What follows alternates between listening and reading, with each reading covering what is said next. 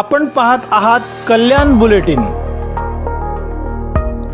कल्याण डोंबिवली महापालिकेमध्ये सार्वत्रिक निवडणूक जाहीर झालेली आहे। त्या अनुषंगाने मतदार याद्यांमध्ये प्रचंड घोळ असल्या कारणाने आम्ही वेळोवेळी त्यांच्याकडे सगळ्या सूचना केल्या होत्या। त्यानंतर त्याचे जे काही मतदार यादी प्रारूप मतदार यादी जाहीर केल्यानंतर ज्या काही हरकती सूचना होत्या त्यासुद्धा आम्ही घेतलेल्या होत्या।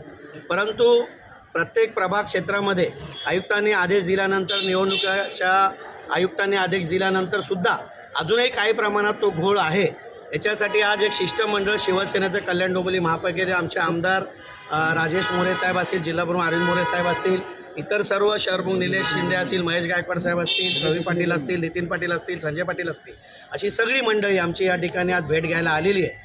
याचं कारण मुख्य हेच होतं की ज्या प्रभागाची रचना करण्यात आलेली आहे त्या प्रभागातच त्या मतदाराला मतदानाचा हक्क मिळावा यासाठी आम्ही आज या ठिकाणी आलो होतो आणि ती तात्काळ यादी दुरुस्त करून या कल्याण डोंबिवलीमध्ये प्रसिद्ध करावी, जेणेकरून त्या मतदाराचा हक्क कोणी हिरावून घेऊ नये यासाठी आम्ही आयुक्तांना विनंती केलेली आहे आणि जे अधिकारी याच्यामध्ये दोषी असतील त्यांच्यावर कडक कारवाई करावी अशा पद्धतीने आम्ही सूचना केली।